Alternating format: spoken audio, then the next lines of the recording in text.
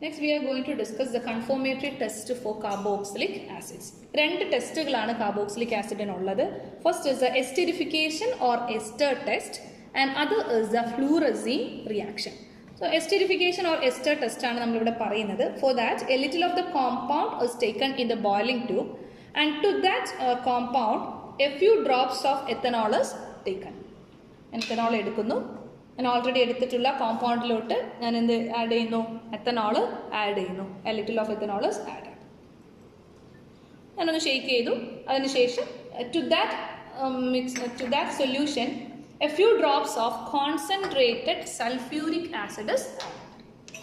So the sulphuric acid is taken and it is added to that solution which consisting of a compound and a little of ethanol. Okay, after that heat the mixture in the boiling tube gently for 1 or 2 minutes. ഞാൻ ഇവിടെ അത് heat ചെയ്യുന്നു. Just heat ചെയ്താൽ മതി, boil ചെയ്യേണ്ട ആവശ്യമില്ല.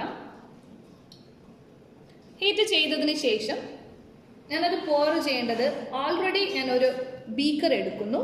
ഒരു ചെറിയ ബീക്കർ ഞാനിവിടെ എടുത്തു. ഈ ബീക്കറിനകത്തോട് ഞാൻ കുറച്ച് വാട്ടർ പോർ ചെയ്തു. So a little of water is pour into the beaker. കുറച്ച് മതി. ഓക്കെ, വേണമെങ്കിൽ കുറച്ചും കൂടെ എടുക്കാം. Okay, a little bit of water is also added and to that hot mixture is poured to that water. നമ്മൾ already ഉള്ളത് ഞാൻ ഇതിനകത്തോട്ടേക്ക് add ചെയ്തു. അപ്പം ബേസിക്കലി നമുക്ക് കളർ ചേഞ്ച് ഒന്നും നമുക്ക് ഫീൽ ചെയ്യില്ല. ഇവിടെ നമ്മൾ വരുന്നത് a pleasant fruity smell is formed. അപ്പോൾ ഇത് നമുക്ക് പെട്ടെന്ന് കിട്ടുന്ന ഒരു ടെസ്റ്റാണ്. So pleasant fruity smell. നിങ്ങൾക്ക് നോക്കിയാൽ മനസ്സിലാവും, no colour change or no any other observation.